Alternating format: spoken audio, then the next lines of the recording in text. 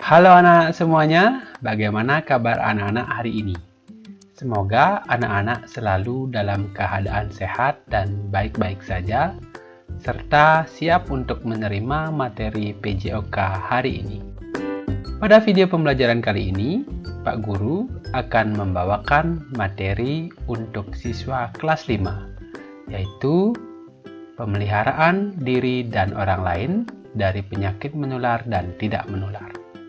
Baik anak-anak, sebelum lanjut ke materi, Bapak akan menyampaikan tujuan pembelajaran terlebih dahulu. Tujuan pembelajaran kita yang pertama, yaitu siswa mampu menjelaskan konsep pemeliharaan diri dan orang lain dari penyakit menular dan tidak menular.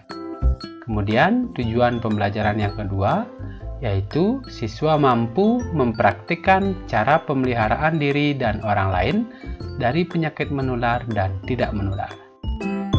Baiklah anak, sekarang Bapak akan membahas terlebih dahulu tentang penyakit menular ya. Untuk penyakit tidak menular akan Bapak bahas pada video pembelajaran selanjutnya. Tubuh sehat dan bugar menjadi keinginan setiap orang, bukan? Seperti pepatah mengatakan, di dalam tubuh yang sehat terdapat jiwa yang kuat. Untuk mendapatkan tubuh yang sehat, dapat dilakukan dengan mengkonsumsi makanan yang bergizi dan rutin berolahraga, seperti bersepeda, kemudian lari, ataupun berolahraga di rumah. Namun, ada kalanya kita mengalami sakit. Sakit merupakan wujud gangguan fungsi tubuh, baik fisik maupun psikis. Sakit adalah suatu kondisi tubuh atau sebagian organ tubuh yang fungsinya terganggu. Orang mungkin sakit karena terjangkit penyakit tertentu, mungkin penyakit menular atau penyakit tidak menular. Apa yang dimaksud dengan penyakit menular? Nah, anak-anak, sekarang kita bahas bersama-sama.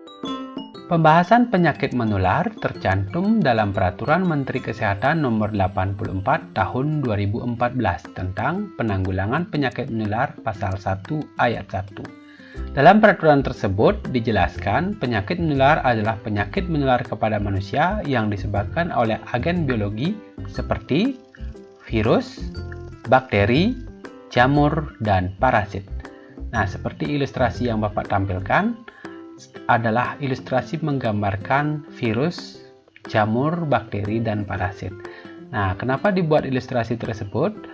Hal itu dikarenakan untuk melihat wujud asli dari agen biologi tersebut diperlukan sebuah alat yang disebut dengan mikroskop. Jadi, dibuatkan sebuah ilustrasi menyerupai agen biologi tersebut dan anak.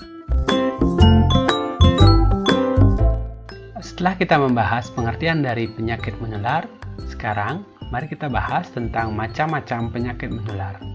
Berdasarkan Peraturan Menteri Kesehatan Nomor 82 Tahun 2014 tentang penyakit menular, penularan penyakit disebabkan oleh penyakit menular langsung serta penyakit menular vektor dan binatang pembawa penyakit. Penyakit menular vektor adalah penyakit yang ditularkan oleh serangga, misalnya nyamuk. Nah, maka daripada itu, anak-anak harus selalu berhati-hati dengan serangga atau binatang vektor yang dapat menularkan penyakit ya anak-anak.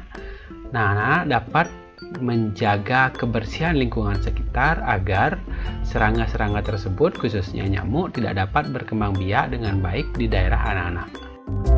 Selain nyamuk, terdapat binatang pembawa penyakit.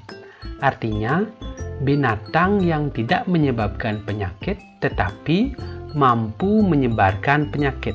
Nah, contoh dari binatang-binatang tersebut adalah burung, anjing, ataupun tikus. Setelah anak-anak memahami tentang macam-macam penyakit menular, sekarang mari kita pelajari tentang daftar penyakit menular yang dikategorikan menjadi dua kategori, yaitu penyakit menular langsung dan penyakit menular vektor. Nah, sekarang kita bahas terlebih dahulu tentang penyakit menular langsung.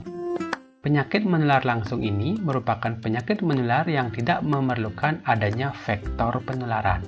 Nah, yang termasuk dalam penyakit menular yaitu difteri, tetanus, polio, campak, tifoid, kolera, rubella, influenza, meningitis, tuberkulosis, hepatitis, infeksi saluran pencernaan, dan infeksi saluran pernapasan. Nah, penyakit-penyakit tersebut tidak memerlukan adanya vektor dalam menularkan ke orang lain. Kemudian, selanjutnya kita bahas untuk yang kedua, yaitu penyakit menular melalui vektor dan binatang pembawa penyakit.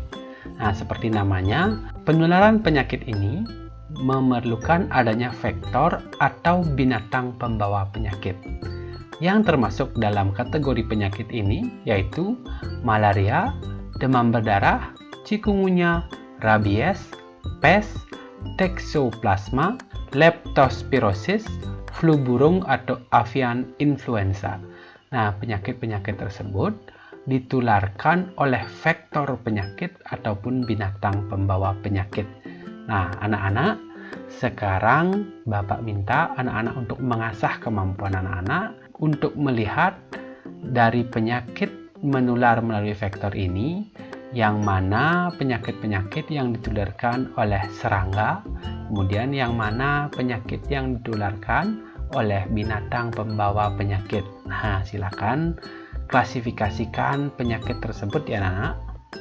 Nah, sekarang anak-anak sudah bisa membedakan penyakit menular secara langsung atau penyakit menular yang disebabkan oleh vektor atau serangga dan binatang pembawa penyakit. Bersikaplah waspada terhadap penularan penyakit anak-anak. Sebagai upaya pencegahan, anak-anak perlu membiasakan pola hidup sehat. Misalnya, rajin mencuci tangan setelah beraktivitas, serta menjaga kebersihan lingkungan anak-anak. Pembiasaan ini sebagai wujud pemeliharaan karunia Tuhan berupa tubuh sehat dan bugar anak-anak. Tetap jaga kebersihan ya anak-anak, serta biasakan pola hidup sehat anak-anak. Demikianlah anak-anak video pembelajaran Bapak pada kesempatan kali ini. Semoga video ini dapat membantu anak-anak dalam proses belajar di rumah. Jika video ini bermanfaat, silakan bagikan video ini kepada teman anak-anak agar anak-anak dapat belajar bersama. Selalu rutin berolahraga untuk menjaga kesehatan anak-anak.